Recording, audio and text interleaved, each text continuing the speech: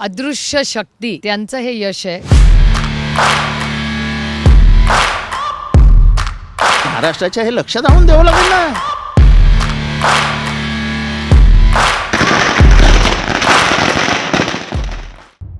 शरद पवार यांनी स्थापन केलेला राष्ट्रवादी काँग्रेस पक्ष अजित पवार यांना मिळाला.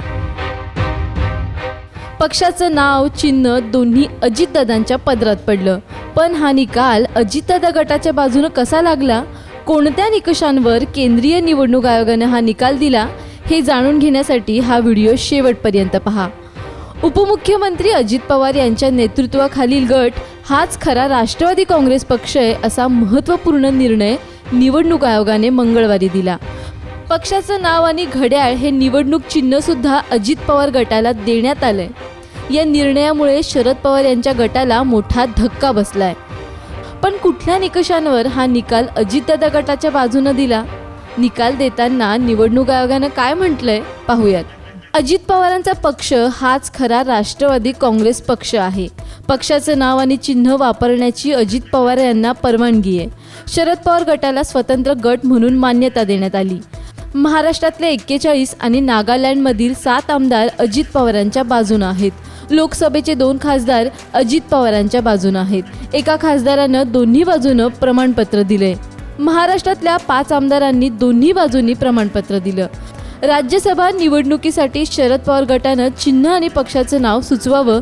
7 फेब्रुवारी 2024 रोजी दुपारी 4 वाजेपर्यंत पर्याय न दिल्यास अपक्ष म्हणून मान्यता मिळेल.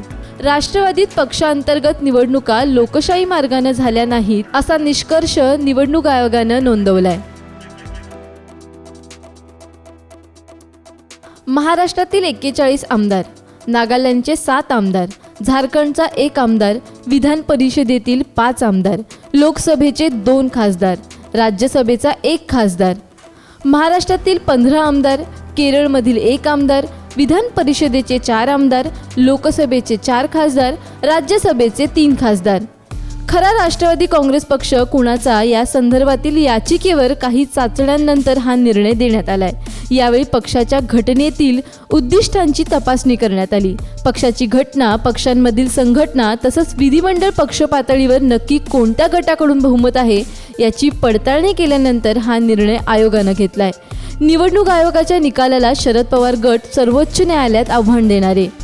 तर सर्वोच्च न्यायालयातून आम्हाला न्याय मिळेल याची आम्हाला खात्री आहे, असा विश्वास शरद पवार गटाचे प्रदेशाध्यक्ष जयंत पाटील यांनी व्यक्त केला आहे. कुणासोबत न्याय झाला, कुणासोबत अन्याय झाला, निवडणूक आयोगाच्या या निर्णयाबाबत तुम्हाला नेमकं काय वाटतं हे आम्हाला कमेंट करून नक्की सांगा. ब्युरो रिपोर्ट, साम टीव्ही न्यूज, मुंबई. देश विदेशातील प्रत्येक घडामोडींचे लाईव्ह अपडेट मिळवण्यासाठी आता साम टीव्हीच्या सर्व सोशल मीडिया प्लॅटफॉर्मला लाईक, फॉलो आणि सबस्क्राईब करा. तसंच सर्व नोटिफिकेशनसाठी बेल आयकॉन प्रेस करायला विसरू नका.